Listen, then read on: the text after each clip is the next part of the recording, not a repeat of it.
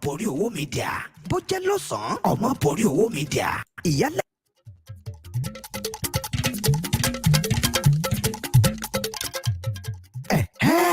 ẹ ti bọ́ sójú ẹ̀ Omoboriowo Media ìkànnì tó kún fọ́pọ́ pẹ̀lú òye Omoboriowo Media àròjinlẹ̀ ìkànnì Omoboriowo Media tó ń ti gbáǹkọ́gbì ọ̀rọ̀ tó ń ta ní jí Omoboriowo Media fáwọn ètò àgbọ́fikọ́gbọ́n Omoboriowo Media ètò ọrọ̀ ajé Omoboriowo Media àṣà àti ìṣe Yorùbá pọ́npẹ́lẹ́ Omoboriowo Media orin ilẹ̀ wa Omoboriowo Media eré ìgbàlódé Omoboriowo Media iṣẹ́ àgbẹ̀ Omoboriowo Media ètò ọ̀gbìn Omoboriowo Media àti eré ayò Omoboriowo Media bó sì lálẹ́ Omoboriowo Media bó jẹ́ lọ́sàn-án Omoboriowo Media ìyálẹ̀ta tàbí nídàjí Omoboriowo Media àti ọmọdé àti àgbà tó bá ti jòyè gbogbo oníṣẹ́ ọwọ́ àti akọ̀ ọmọ ẹ̀kọ́ṣẹ́ àti ọmọlé ìwé tó fẹ́ mọ tó ń ṣẹlẹ̀ káàkiri àgbáńlá ayé ẹ máa wo Omoboriowo Media Omoboriowo Media Omoboriowo Media ẹ máa wò ó ẹ máa wò ó ẹ máa wò ó ẹ máa wò ó ẹ máa wò ó ẹ máa wò ó ẹ máa wò Omoboriowo Media fún ẹ̀kúnrẹ́rẹ́ àlàyé síwájú sí tàbí tẹ́ ẹ bá ní nǹkan tẹ́ ẹ fẹ́ ká bá yín polówó ẹ lè kàn sí wa látòrí +971 503 430 843 tàbí +234 803 438 5089 Omoboriowo Media ìkànnì tó dúró tán fásiyọrí ọmọ Yorùbá pátápátá. Mo kí èèyàn wa pé ẹ tún káàbọ̀ sórí ètò wa fún tòní. Mo kí ọmọdé bẹ́ẹ̀ ni mo kí àgbàlagbà, mo kí ọkùnrin bẹ́ẹ̀ ni mo kí obìnrin. Mo kí wa pé a tún káàbọ̀ wá kú ọ̀sẹ̀ tòní ní àgbà Elédùmarè, ọ̀sẹ̀ àlàáfíà, ọ̀sẹ̀ ìdùnnú, ọ̀sẹ̀ ayọ̀. Òun náà ni ọ̀sẹ̀ yìí yóò jẹ́ fún ẹnìkọ̀ọ̀kan wa lágbára Ọlọ́run. A bá ojú ire Ọlọ́run ọba pàdé, a bá àánú Olódùmarè pàdé, àánú ọba tó tóbi jùlọ yóò wá wárí nínú ọ̀sẹ̀ yìí lágbára Ọlọ́run. Gbogbo ohun tí ẹnìkọ̀ọ̀kan wa tí a bá sì lágbára Ọlọ́run, òun náà ni yóò máa jẹ́ orí ọ̀fẹ́ wa ní àṣẹ Elédùmarè. Gbogbo ohun tí a bá wá ń dáwọ́lé lónìí, ọba tó dá wa, ọba tó mọ̀ wá, yóò jẹ́ kí a rí àánú ẹ̀ gbà. Orúkọ tèmi padà Omoboriowo, òun náà ni èmi ń jẹ́. Ìwọ tó bá jẹ́ pé ìgbà àkọ́kọ́ rẹ̀ tí ó ń wò wá lórí Omoboriowo Media, màá rọ̀ yín pé kí ẹ dákun kí ẹ dábọ̀. Ẹ má gbàgbé láti bá wa subscribe sí orí YouTube channel wa. Bẹ́ẹ̀ sì ni ẹ̀rẹ̀jẹ̀ àkọ́kọ́ tí yóò máa wà wò bí a ṣe ń ṣe àwọn ètò wa tá a ṣe mú wá fún yín ní ọlọ́kanjọ̀kan. Olódùmarè ló sì wà pẹ̀lú wa. Mo kí wa pé a kú pọ̀pọ̀ sí ọdún Yorùbá National Unity Day. Jíjáde mi lónìí, mi ò dédé jáde lónìí. Jíjáde mi lónìí, mo jáde pẹ̀lú orúkọ bàbá wa Professor Banji Akintoye. Mo jáde pẹ̀lú orúkọ bàbá wa Professor Banji Akintoye torí pé àwọn ni wọ́n rán mi níṣẹ́. Iṣẹ́ tí wọ́n sì rán mi ni pé kí n kí gbogbo ọmọ Yorùbá pátápátá pé a kú ọdún, a kú ìyèdún, a kú pọ̀pọ̀ sísìn ọdún ti Yorùbá National Unity Day eléyìí tí yóò wáyé ní ọ̀la ní ìlú Ilé-Ifẹ̀ ní ààfin ọba bàbá wa Ọ̀jájá ti Ilé-Ifẹ̀. Òun náà ni ètò ọ̀hún yóò tún wáyé ní ọ̀la. Bàbá wa ní pé ká fi àsìkò yìí ká fi sọ fún gbogbo ẹ̀yin ọmọ kóòtù jòrè pé ètò yìí ní ti gbogbo wa tí a gbọ́dọ̀ jọ péjú, tá a gbọ́dọ̀ jọ nípa ń bẹ̀ ni pé kí a jọ ṣe ètò yìí káàkiri fún ẹbí, fún ọ̀rẹ́, fún ará, fún ojúlùmọ̀ bí àwa náà bá ṣe ń ṣe níbi tí a ń ṣe ẹ̀ káàkiri àwọn platform wa. Bẹ́ẹ̀ ni bàbá ṣe ni pé kí oníkálukú wa ká mọ̀ pé púpọ̀ ṣiṣẹ́ ọdún tá à ń ṣe yìí ti ṣe ọdún Yorùbá National Unity Day yìí. Ó ní ipa pàtàkì tí ọdún ọ̀hún tó ń kó nínú ìran Yorùbá, nítorí pé tí ogun ọ̀hún tí kò bá dáwọ́ dúró ni ó ṣeé ṣe kí ìran Yorùbá kí wọ́n ti pa ara wọn tán. Bẹ́ẹ̀ sì bàbá sọ wípé ọdún ọ̀hún òun náà ni eléyìí tí Yorùbá tán wá padà di ọ̀kan, tí wọ́n padà parapọ̀. Bẹ́ẹ̀ sì ni wọ́n rán ìwé iṣẹ́ ìkíni tí wọ́n ní pé kí a kà fún gbogbo ẹ̀yin ọmọ kóòtù òjìrè, kí gbogbo wa kí a lè mọ̀ wípé lóòótọ́ òun náà ni bàbá wa sìn. Láì ní fi àkókò wa ṣòfò, a lọ síbi ojú ewé ọ̀hún. Ẹ̀yin náà bí a bá ṣe ń kà á ní kí ẹ̀yin náà kí ẹ máa bá wa darapọ̀ láti ka ìwé ọ̀hún torí pé bàbá Banji Akintoye ni wọ́n fi ìwé ọ̀hún ni wọ́n fi ṣọwọ́ sí wa wípé kí a sọ fún àwọn ọmọ èèyàn wípé bí a ṣe ń ṣe pọ̀pọ̀ sí ọdún yìí ohun tó dára òun náà ni wípé ká wà ní ìṣọ̀kan ìrẹ́pọ̀ àti àlàáfíà. Eléyìí nìkan ni ohun tó lè mú kí ìran Yorùbá kó tẹ̀síwájú. Professor Banji Akintoye, national leader, Yoruba self-determination movement. It is September 23rd against today. Ìyẹn nígbà tó bá di ọ̀la, ó náà nítorí pọ̀ lágan ló yẹ ká ka ìwé yìí. Ṣùgbọ́n ọjọ́ ọ̀la yìí ó jẹ́ ọjọ́ iṣẹ́. Ó ṣeé ṣe kí ọ̀pọ̀lọpọ̀ wa ká wà ní ẹnu iṣẹ́. Àmọ́ ní agbára Ọlọ́run, bó bá tún di ọ̀la, á tún ka ìwé yìí. Ṣùgbọ́n ọ̀la gangan ó ní ìwé yìí ló yẹ ká kà. Lẹ́gẹ̀ẹ́ mi sọ pé ọjọ́ iṣẹ́ tí ó bọ́ sí. Ó náà ló fà á tá a ṣe ń kà lónìí. We Yoruba people have set aside to celebrate the unity of our Yoruba nation. 5 years ago, we of the Yoruba self-determination struggle initiated the celebration of this day for all Yoruba people. To make annually this day, it is year 1886. It is year 1886. Ẹ rí wípé ọjọ́ ti pẹ́, ọjọ́ ti lọ. Tí a bá ń sọ̀rọ̀ 1886, ṣé irú àwa ìgan ṣé àti ìdáyé ni? Àti ìdè o, àti ìdè rárá, àti ìdè tí wọ́n ń pè ní ayé. Ṣùgbọ́n bàbá jẹ́ kó yé wa pé àwọn ọjọ́ mọ́ni gbàgbé nínú ìran Yorùbá. Àwọn ọjọ́ tá a lè gbàgbé náà ni àwọn ọjọ́ yìí. Àwọn ọjọ́ tó ṣe pàtàkì tó ṣe kókó nínú ìran Yorùbá òun náà ni. Òun ló fi jẹ́ wípé bàbá ṣe rán wa létí wípé ká wò dáadáa láti ọjọ́ yìí 1886, when almost all the rulers of our Yoruba people signed a peace treaty to make the end of nearly a century of war in our land. When we first celebrated this day in Ibadan of September 23rd, 2019, it was our silent but fervent hope that that all our Yoruba people will someday accept from us this day of celebration of our National Unity Day as a gift to all the generation of our Yoruba nation forever. Happily we are seeing today a major beginning of the fulfillment of our hope and acceptance of 5 years ago as we gather here celebrating it this morning in Ibadan. That is eléyìí tí wọ́n ṣe ní Ìbàdàn ọ̀nà nìyẹn nígbà náà, the capital city of our nation. Ìyẹn ni pé yóò padà wá the capital city nation wa nígbà tí ó bá yá. Other group are gathered also to celebrate in the other place in our homeland. A group of our self-determination brethren is celebrating in Ile-Ife, the ancient city of our nation. Yet another group featuring many of our nation august politician is celebrating is another place in the great city of Ibadan. It is a great day for our Yoruba nation. Yes, our nation deserves great congratulations for the futuristic change that was witnessing today among us Yoruba people. Since we have come this far today, this 23rd day of September 2024, I boldly and humbly urge our whole Yoruba nation to adopt this day, the 23rd day of September each year, as Yoruba Unity Day.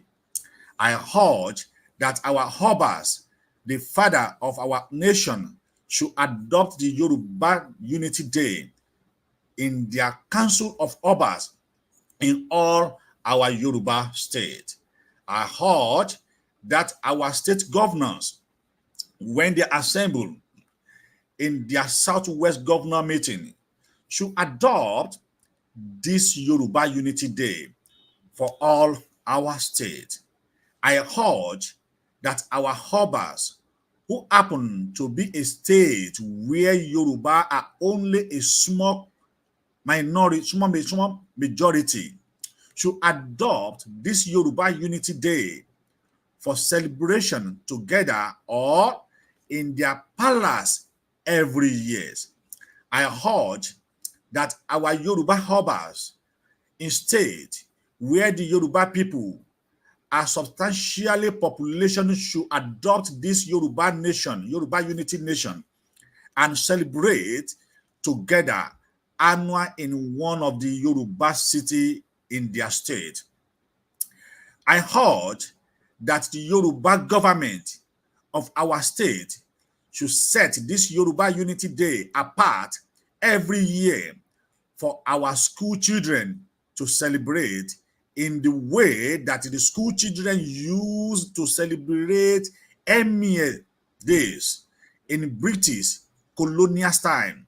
In conclusion, I heard that we Yoruba should adopt this Yoruba Unity Day as a public holiday exclusively for our Yoruba people in the content of Nigerian.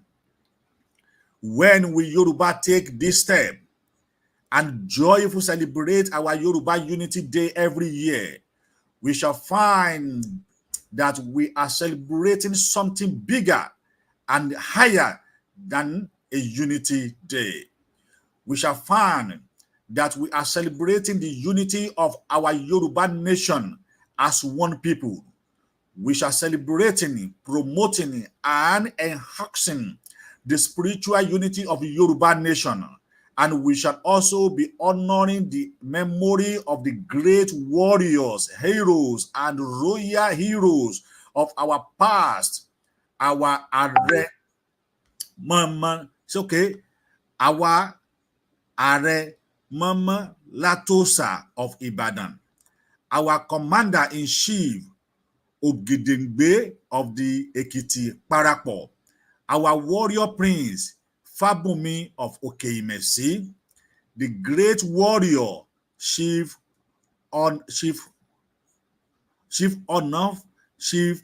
Onafowokan of Ijebu-Ode. The great Seriki Ogunsigun from Ijebu Igbo. The great warrior, Chief Ogundipe, the Alatishe of Abeokuta.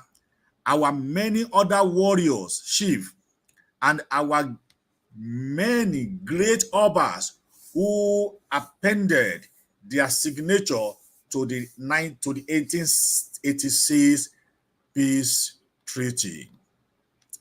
Many of our non-Yoruba neckborn thank for all Yoruba as a people lacking in unity. Even some of our own people are used in lamenting that we Yoruba cannot have one force. But those who say this thing about us are lacking in an understanding of the true meaning of national unity. On the basis of the enhancement index of national unity, I make boldly to say that we Yoruba are one of the most truly united nations in the world. The essential root of our Yoruba national unity are firm and solid. All of us Yoruba people are proud of our Yoruba culture. We are proud of our nation and foreigner.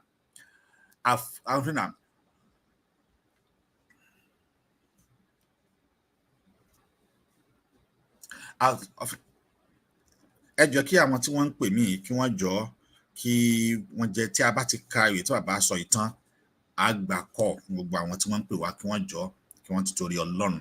Tá a bá ti kàwé ìtàn tí bàbá fi ránṣẹ́ sí gbogbo ọmọ Yorùbá yìí, ẹni tó bá fẹ́ wá pè wá ńgbà náà a lè gba ìpè wọlé nígbà náà. Ọlọ́run yóò ràn wá lọ́wọ́. Avoidance of a cheap conduct in the guest for anything. love enterprise and achievement, a fundamental belief that power in society belongs to the people and that government exists only to serve the well-being of the people. A sincere belief that everybody, young and old, has the right to be respected and the right and duty to contribute his or her wisdom to the affair of his or her society. An essential nobility of character, our apparent difficulty in finding unity over matter is not a sign of lack of unity. It is a product of our deep belief that every individual has some wisdom, no matter how little, to contribute, and that everybody, therefore, deserves to be heard. In short, we are an ancient civilization that for millennia has placed serious emphasis on self-respect, respect for the individual, duty of mature respect, duty of consciously deep thought in matter affecting human and society, an unreasoning and emotional change group is difficult to find among us, Yoruba. In the context of Nigeria's deep-seated insecurity, poverty and privation, inter-people animosity, and outright attempt at genocide by some people against other people. A civilized people like the Yoruba people cannot but experience a difficulty in choosing the path forward.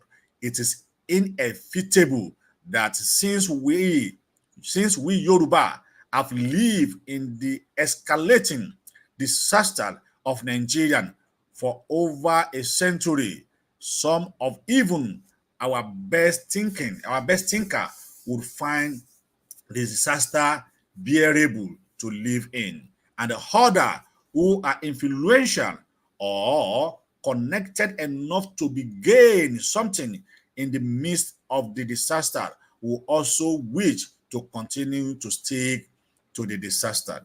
But we who are seriously pushing for the separation of our Yoruba nation from Nigerian and the Nigerian disaster are different. Our perception of the Nigerian situation is not self-centered. It is not emotional. It is intellectually sound and realistic, and it is accepted now at least 80% of all our Yoruba at home and the diaspora. Objectively, there is a good reason for fear now that the Nigerian situation could result in the destruction of Yoruba nation in the rural areas of our homeland, where properly the majority of our people live. The Fulani people who are determined to seize land for a homeland of their own are daily killing our people. Have killed a roughly estimate 29,000 of our people. Are raping our women, kidnapping men, women, and children, extorting millions of naira in ransom for the kidnapped, destroying farm, food, barely, and village for over 9 years now. They have been forcing our farmer to abandon farming. And by now, most of our farmers have abandoned farming, and many of such farmers have been migrating with their family to Benin and Togo Republic. This is serious. Our nation faced the doom of serious lack of food for years. and years to come. The horror is increasing. It has risen to the killing of Obas by the Fulani. There was some hope when our state governor created Amatekun some years ago to resist the Fulani rampage, but Fulani people in control of the federal government have counterfeit the importance of Amatekun. The Fulani terrorists are also becoming increasing audaciously in the crime and the barbarism in our main city. Our people taking advantages of our people, of our people's hospitality, and then prostate condition, are rudely claiming part of our homeland and insulting our nation, most ingeniously, or our kinsmen whom elected as president of the Nigerian is being made to face ever mounting harassment, including threatening of military overthrowing, threatening of wholesale religions rebellion, and even a defiant celebration of war. Meanwhile, the collapse of the Nigerian economy under this Fulani predecessor, President Buhari, is proving impossible to turn around, and overwhelmingly massive of our Yoruba people are being turned into pamper.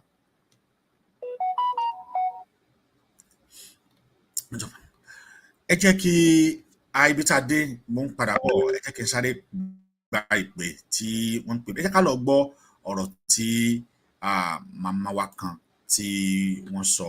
Ẹ jẹ́ kí a lọ dé náà, bóyá tí a bá ti bẹ̀ dé a padà sí àwọn tí wọ́n ń pè wá, lè jẹ́ àwọn èèyàn tí wọ́n ń pè wá lóhùn. Mo ń bọ̀, mi ì tí ì dé torí pé eléyìí ó ṣe pàtàkì fún wa lọ́pọ̀lọpọ̀. Mo ń bọ̀ náà. Ìkànnì tó kún fọ́pọ́ pẹ̀lú òye Omoboriowo Media, àròjinlẹ̀ ìkànnì Omoboriowo Media tó ń ti gbáǹkọ́gbì ọ̀rọ̀ tó ń ta níjí. Omoboriowo Media fáwọn ètò àgbọ́fikọ́gbọ́n. Omoboriowo Media ètò ọrọ̀ ajé. Omoboriowo Media àṣà àti ìṣe Yorùbá pọ́npélé.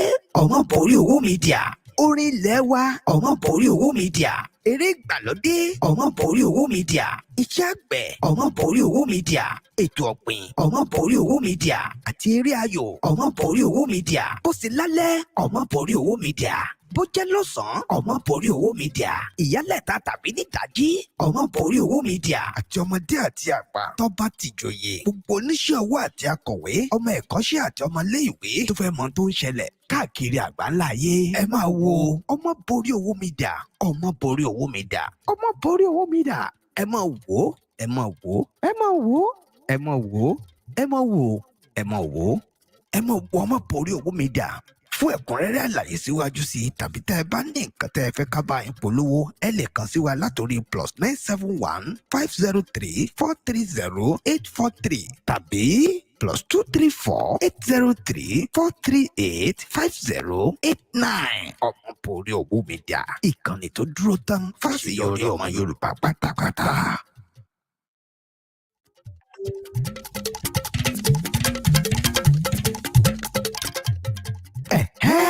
Ẹ ti bọ́ sójú ẹ̀. Omoboriowo Media ìkànnì tó kún fọ́pọ́ pẹ̀lú òye. Omoboriowo Media àròjinlẹ̀ ìkànnì. Omoboriowo Media tó ń ti gbáǹkọ́gbì ọ̀rọ̀ tó ń ta níjí. Omoboriowo Media fáwọn ètò àgbọ́fikọ́gbọ́n. Omoboriowo Media ètò ọrọ̀ ajé. Omoboriowo Media àṣà àti ìṣe Yorùbá pọ́npélé.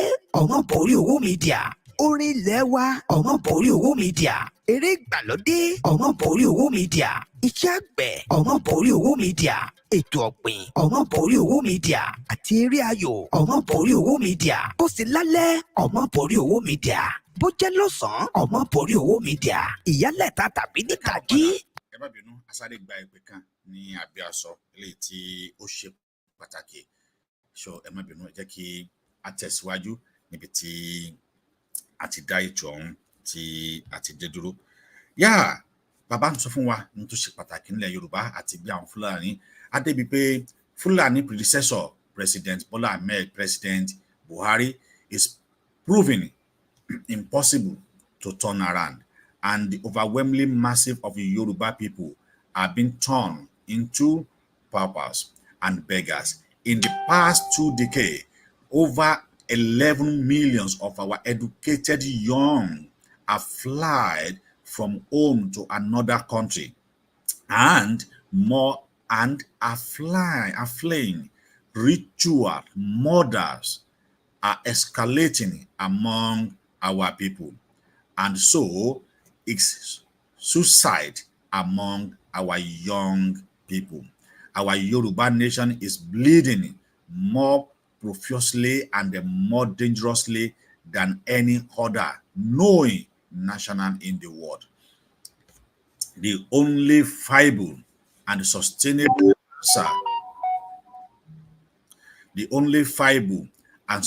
answer, ẹ̀yin wa tí ẹ ń pè wá ẹ dákun ẹ ní jẹ́ kí a gbádùn ètò tí à ń ṣe yìí bí àwọn ìpè bí ó ṣe ń wọlé bẹ́ẹ̀ ni ó ń já àwọn nǹkan tá à ń ṣe ó sì ṣe pàtàkì kí a jọ gbádùn ètò ìtorí pé ìwé yìí kíkọ láti ọ̀dọ̀ bàbá Professor Banji Akintoye ni gbogbo apárápátá òun náà ni a sì ní àǹfààní láti rí i pé a kópa nínú ètò ọ̀hún torí pé ó ṣe pàtàkì ká gbọ́n tí bàbá tí wọ́n fi ránṣẹ́ sí gbogbo àwọn ọmọ kóòtù òjìrè ẹ dákun ẹ dábọ̀ ẹ jẹ́ kí nígbà tá a bá parí ètò gbogbo wa náà ni a ní àǹfààní láti pè wọlé ẹjọ́ nítorí tọlọ́run kí a lè ṣe ètò yìí ká lè jọ gbádùn ẹ̀ bẹ́ẹ̀ ni the only viable and sustainable answer to all the horrible situation is to separate our Yoruba nation from Nigeria and to establish our own country, where we shall be able to exercise our sovereignty to provide security for our land and people, and where we shall be able to run our economic decently in the way that we Yoruba knowing. As we celebrate our Yoruba National Unity Day today, which will be tomorrow, last year long, which is on Monday. Therefore, I urge the rest of our Yoruba brothers and sisters who have been opposing or hesitating to embrace our stand out of fear and other thought to step courageously forward now and join hands with us who are bravely and peacefully seeking for separation our Yoruba nation from Nigeria. It is the only response upon which many Yoruba people of today shall be able to stand with honor before our decently in all the future, in the interest of all our people, in the interest of our progenitor, all citizens. I and the law must get rid of self-centered consideration and the spirit of surrendering now and go into action for our sovereignty nation. If we give our united energy to it, we can easily and peacefully separate our nation from Nigeria. Let us all resolve this very soon. We shall be celebrating our Yoruba Unity Day in our own sovereignty nation. Yes, we can reach that goal. We can do it. Bàbá ní gbogbo wa a lè jọ ṣe lájọṣepọ̀. Eléyìí sì ní ọ̀nà kan tí gbogbo wa lè gbà. A lè ṣe ní tí gbogbo wa lè ṣe ni. Ohun tí gbogbo wa tí a lè jọ nígbàgbọ́ nínú ẹ̀ ni. Ìgbàgbọ́ èmi àti ẹ òun ṣe ni wípé tí a bá jọ pawọ́pọ̀ láti gbé ká jọ ṣe kínní yìí, ọ̀nà kan oṣù tá a gbà òun yóò sì jẹ́ ọ̀nà ìyanu fún èmi àti ẹ. Tá a bá pawọ́pọ̀ láti dúró ṣinṣin ní ìṣọ̀kan, fún ìdàgbàsókè orílẹ̀-èdè ilẹ̀ Yorùbá, tá a jẹ́ kí Yorùbá National Unity Day yìí tá a jẹ́ kó jẹ́ ohun tí èmi àti ẹ tá a mú lọ́kùnkúndùn, ohun tí èmi àti ẹ nígbàgbọ́ nínú ẹ̀, ohun tá a gbàgbọ́ nínú ẹ̀ gidigidi. A rí i pé láìpẹ́ láì jìnnà ilẹ̀ Yorùbá yóò wá sí ìmúṣẹ. Bàbá nìkan kọ́ ni wọ́n rán iṣẹ́ sí gbogbo ọmọ kóòtù òjìrè. Ìyàwó kan náà tí àwọn náà jẹ́ ògbóǹtarìgì nínú ọ̀rọ̀ yìí, àwọn náà ṣàìrán iṣẹ́ ìkíni sí àwọn ọmọ Yorùbá wípé kí ẹ dákun kí ẹ dábọ̀ wípé ẹ̀yin obìnrin wa ẹ dìde ẹ jí gìrì sọ̀rọ̀ yìí, torí pé tẹ́ ẹ bá jí gìrì sọ̀rọ̀ yìí, òun náà nìkan ni ọ̀rọ̀ Yorùbá fi lè dá sí tá sì rí ṣe. Ẹ gbọ́ ohun tí ìyàwó ọ̀hún, ẹ gbọ́ ohun tí àwọn náà tí wọ́n sọ. ẹ̀yin obìnrin wa ẹ má gbẹ̀yìn, àwa la lọ́jọ́ ẹ̀yẹ, àwa ló yẹ kínú wa dùn, torí tó bá ṣe pé gbogbo àwọn ọkùnrin wa ti kú sógun Kírìjí ní 1886, kí làbá máa sọ, ṣáà dìlúbìnrin ni. Torí àwa ló yẹ kínú wa dùn pé wọn ò pa gbogbo ọkùnrin, àfọ̀tẹ̀, àfìjà, àfibàrán wa jẹ́. Obìnrin mélòó ní ìbá kú láti 1886 sí dìsìn, ká sì pé ogun wọn ò dáwọ́ dúró. ẹ mọye tí ẹ má gbẹ̀yìn. A pé gbogbo ẹ̀yin obìnrin ẹ sara yín jọ ní sọ̀rọ̀ kẹ́ ẹ má sọ àwọn sányán tó da òfì àlárì ní tó da, kẹ́ ẹ wà ọwọ́ kẹ́ ẹ wà ọrùn kẹ́ ẹ ró dẹ́dẹ́dẹ́ kẹ́ ẹ kàn dúdúdú. Ilé-Ifẹ̀ yá lọ́dọ̀ bàbá wa onírìṣà yọ́gbà lálejò. Ẹ̀yin ará Ọ̀ṣun ní kíákíá ẹ bẹ̀rẹ̀ sí filé pọtí kẹ́ ẹ mọ́ fọ̀nà rókà báyìí. Ẹ̀yin ọmọdé o, ẹ gbẹ̀yìn o, torí tiyín la mọ̀ ṣe ń ṣe gbogbo eléyìí, torí ẹ̀yin ọmọ ni ẹ dákun ẹ bọ́ta. Ẹlẹ́yin ọmọdé ẹ tú yáyáyá, gbogbo ń tẹ́ bá mọ̀ ṣe lọ́jọ́ náà ẹ wá dán, gbogbo àrà tí ń bẹ nínú yín ẹ mọ̀ dán wò. Èmi mọ̀ sọ. Ẹ̀yin obìnrin wa ẹ má gbẹ̀yìn, àwa la lọ́jọ́ ẹ̀. Wọ́n ní kí àwọn obìnrin wa, wọ́n ní kí ẹ má gbẹ̀yìn, torí pé Yorùbá National Unity Day tá à ń sọ yìí, ohun tó ṣe pàtàkì fún ìran Yorùbá ni. Eléyìí tó fi òpin sí ogun létí Yorùbá ti ń jà nígbà tó di ọdún 1886. Ó náà ni òpin dé bá ogun ọ̀hún, tí Yorùbá sì ṣera wọn ní ọ̀kan, tí Yorùbá sì dúró ní ìṣọ̀kan, tí ìṣọ̀kan ọ̀hún tó sì di pé ó wá gbilẹ̀ lónìí táwa fi ṣàyẹ̀yẹ ọdún tó jẹ́ pé ó ṣe pàtàkì fún gbogbo wa wípé ọdún eléyìí tí wọn yóò ṣe lọ́la ní ìlú Ilé-Ifẹ̀ yìí, ojúṣe mi àti ẹni láti débẹ̀, ojúṣe mi àti ẹni láti yọjú síbẹ̀, ojúṣe mi àti ẹni láti wò ó pé kí ni wọ́n ń ṣe níbẹ̀, ojúṣe mi àti ẹni láti pé ìran Yorùbá òun náà ni à ń ṣe ọdún yìí. Gẹ́gẹ́ bí lẹ́tà tí bàbá kọ, ọ̀pọ̀lọpọ̀ àwọn kan ni wọ́n against ẹ lóòótọ́, ọ̀pọ̀lọpọ̀ àwọn níwà pé eléyìí tá a fi ń ṣe léyìí kí ló tà ṣe gbájúmọ́ ọ̀rọ̀ Yorùbá nation, but eléyìí náà it is part of Yorùbá nation struggle láti jẹ́ kí àwọn èèyàn wa kí wọ́n wà ní ìfẹ́. Ibẹ̀ láti wá máa sọ̀rọ̀ wípé nígbà tá a bá ti wà unite àtijọ́ àpọ̀, ohun tó kù tá a máa sọ ni pé báwo ni ìran Yorùbá yóò ṣe kúrò lóko ẹrú, báwo ni ìran Yorùbá yóò ṣe wà ní ìṣọ̀kan, báwo ni ìran Yorùbá yóò ṣe dá dúró. Eléyìí sì ni ọ̀nà kan eléyìí tí ó gbà ràn wá lọ́wọ́ láti pé kí àwa náà ká lè rí i pé lóòótọ́ àti lódodo òun náà ni ìran Yorùbá, òun náà ni a bọ́ kúrò lọ́wọ́ oko ẹrú. Bá a bá ṣe wá ń ṣe léyìí, òun náà ni inú wa yóò sì máa dùn, tọkàn wa ó sì máa pé níbi tí Yorùbá bá ti parapọ̀, níbi tá a bá ti rí Yorùbá tí wọ́n bá ti parapọ̀, á gbà wípé lóòótọ́ òdodo ìran Yorùbá àti ṣera wa ní ọ̀kan, àti di ọ̀kan, a wà ní ọ̀kan, a wà ní ìṣọ̀kan. Eléyìí yóò sì jẹ́ pé àánú àti ní tá a fẹ́ á lè máa rí gbà. Tá a bá wá jẹ́ ìṣọ̀kan yìí, òun yóò jẹ́ kí a lè ṣe ohunkóhun ní ìṣọ̀kan, yóò jẹ́ kí ẹ̀mí wa lè papọ̀ ní ìṣọ̀kan, yóò jẹ́ kí ara lè papọ̀ ní ìṣọ̀kan. Ṣebí ẹ gbọ́ bàbá ṣàlàyé wípé tí ìran Yorùbá kì í ṣe pé a ò ní ìrẹ́pọ̀, a ní ìrẹ́pọ̀, ṣùgbọ́n tí Yorùbá sì pé a máa ń fàyè gba oníkálukú láti sọ ẹ̀hónú tiẹ̀, láti fẹ̀hónú tiẹ̀ hàn, láti sọ ohun tó bá wù ú. Àwọn tí wọ́n rò pé Yorùbá ò ní ìrẹ́pọ̀, àwọn tí wọ́n rò pé Yorùbá ò sí ní ìṣọ̀kan, wọn mọ tí wọ́n ń sọ ni. Bẹ́ẹ̀ sì ni ọ̀rọ̀ Yorùbá kò yé wọn tó, ibi tí Yorùbá fì sí kò yé wọn tó. Ìdí nìyí tá a ṣe gbàgbọ́ pé eléyìí tá à ń sọ yìí tí bàbá Prof Banji Akintoye tí wọ́n rán mi sí gbogbo ọmọ Yorùbá yìí, ẹ dákun ẹ dábọ̀, ẹ jẹ́ ká jọ gbà á, ẹ jẹ́ ká jọ ṣe. Eléyìí ni ó jẹ́ kí a mọ̀ pé ìṣọ̀kan àti ìrẹ́pọ̀ òun náà ni a gbọ́dọ̀ jọ ṣe pọ̀. Ẹ̀rí bàbá sọ àwọn tí wọ́n ti ja ogun Kírìjí ọ̀hún, àwọn èèyàn jàǹkànjàǹkàn láwùjọ, àwọn ẹni bí ẹni, àwọn èèyàn tó jẹ́ pé wọ́n ja ogun Kírìjí ọ̀hún, wọ́n fi ẹ̀mí wọn lélẹ̀ láti ja ogun Kírìjí. Àwọn tí èmi gan tó jẹ́ pé ọ̀pọ̀lọpọ̀ wọn la kàn ń gbọ́ orúkọ wọn tá ò mọ irú ipa tí wọ́n kó. Àṣé àwọn wọ̀nyí wọ́n kó ipa tó ṣe pàtàkì nínú ìjàǹgbara ilẹ̀ Yorùbá. Bí Ààrẹ Mọ́ínmọ́ín ti Látòsà, ẹ wo irú ipa tí ìyẹn tó kó lórí pé kí ìran Yorùbá kó lè wà ní ìṣọ̀kan. Wọ́n ja ogun fún ìran Yorùbá, bẹ́ẹ̀ ogun ọ̀hún sì gbé wọn lọ. Bàbá ṣàlàyé iye number of warrior tí àwọn wọ̀nyí, especially ìlú Ìbàdàn, iye number of warriors tí ìlú Ìbàdàn ní lásìkò tí wọ́n ja ogun yìí. Ogun tó Ìbàdàn, máa padà play fídíò yẹn tí lọ́la lágbára Ọlọ́run. Ẹ wo iye àwọn ọmọ ogun tí Ìbàdàn gan ní fún alára wọn lọ́tọ̀.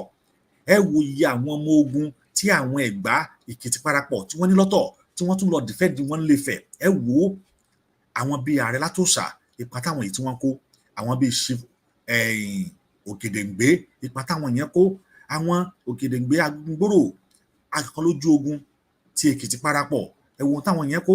Àwọn bíi warrior Prince Fábùnmi Òkèmẹ̀sí, ẹ wo ipa tí àwọn yẹn kó. Àwọn bíi great warrior Chief Ọ̀nàfọwọ́kàn ti Ìjẹ̀bú Òde, ẹ wo ipa tí àwọn yẹn kó. Àwọn bíi Sẹ́ríkí Ògúnsígun, ẹ wo ipa tí àwọn yẹn kó. Ti Ìjẹ̀bú Igbó, ẹ wo ipa táwọn yẹn kó. Àwọn bíi warrior Ògúndípẹ̀ ti Alátiṣe ti Èkìtì, ẹ wo ipa tí àwọn yẹn kó. Ẹ wo ipa tí ọ̀pọ̀lọpọ̀ àwọn wọ̀nyí tí wọ́n kó nínú ogun yìí. Ẹ wá wò wọ́n, àwọn ọkùnrin ni wọ́n sì ń ja ogun yìí. Wọ́n sọ pé nígbà yìí wọ́n ja ogun ní pé kò sí ọkùnrin kankan mọ́. Yẹ́bi màmá wa ọmọọba Bọ́láńlé sọ pé ẹ̀yin obìnrin, ẹ̀yin lẹ́mọ̀, ẹ̀yin obìnrin ló mọ̀ yẹ kẹ́ ẹ dá sétò yìí jù. Torí pé ká sọ wípé tọ́ o, gbogbo àwọn ọkùnrin wa ni wọ́n ti pa tán lásìkò gbà yìí, ni wọ́n ti pa àwọn ọkùnrin. Ogun ti kó gbogbo àwọn ọkùnrin lọ, ogun yìí ò dákẹ́, ogun yìí ò stop. Ní 1866 ogun yìí ń tẹ̀síwájú, gbogbo àwọn obìnrin pátá ló ti, gbogbo àwọn ọkùnrin pátá ló ti kú. Ṣé ìlúbìnrin ni àbá máa pe ilẹ̀ Yorùbá ni? Ṣé ìlúbìnrin ni àbá máa pe ilẹ̀ Yorùbá? Eléyìí ṣe pàtàkì fún wa wípé kíní yìí, kíní gbogbo wa ni, kì í ṣe kíní èèyàn kan. Ojúṣe èmi àti yín ni, ojúṣe gbogbo wa ni. Ẹni tá a jọ gbọ́dọ̀ ṣe ni, ohun tá a jọ gbọ́dọ̀ mójútó ni. Ẹ jẹ́ ká jọ ṣe. Ìran Yorùbá ò gbọ́dọ̀ parun. Ọ̀nà tí ìran Yorùbá ò sì fi ní parun, òun náà ni pé kí gbogbo wa ká jọ pawọ́pọ̀, ká jọ dá sí Yorùbá National Unity Day, eléyìí tí yóò wáyé ní ìlú Ilé Ifẹ̀ ní ọ̀la. Àwọn tí wọ́n ṣe agbátẹrù ètò yìí, ẹ jẹ́ ká kí wọn, ká yìn wọ́n. Bàbá wa Architect Akínọlá George, àwọn àti àwọn ẹgbẹ́ wọn tá a mọ̀ sí Ìdáǹdè àti Yorùbá Regional Alliance, àwọn ni wọ́n ti ń ṣe ètò yìí bọ̀. Àwọn ni wọ́n gbé dání. Àwọn kan gbé dání fún ìran Yorùbá ni. Torí pé tí ìbá ṣe ọ̀pọ̀lọpọ̀ tiwọn náà kò ṣeé ṣe kó má sí mọ́. Ṣùgbọ́n àwọn gbé dání fún ìran Yorùbá, àwọn gbé dání fún ìran wa pé ká mọ̀ pé lóòótọ́ òun ni ọdún yìí, òun ló wà, òun náà ni a sì ń ṣe. Olódùmarè ọba yóò ràn wá lọ́wọ́. Olódùmarè ọba yóò ṣàánú fún wa. Olódùmarè ọba yóò gbọ́ àdúrà wa. Gbogbo wa pátápátá lájọ fèrè tá a fèrè jẹ́kọ̀ láṣẹ Ọlọ́run wa. Ẹ̀yin wa ibí yìí, òun náà ni a ó ti dánidúró fún ètò ti àárọ̀ yìí. Òníyàn ṣe ọlọ́bẹ̀ ṣe, ẹ̀yin tẹ́ bá wa jẹ́ náà, ẹ kú àìbínú. Títí di ìrọ̀lẹ́ tèmi àti yín tá a tún máa pàdé lórí àkànṣe tòmí. Títí di ìrọ̀lẹ́ kí ayọ̀ àti ìdùnnú kó máa jẹ́ tèmi àti yín. Ó dìgbà kan náà, ó dàbọ̀. For watching. If you're new to this channel, consider subscribing so you won't miss out any of our latest video.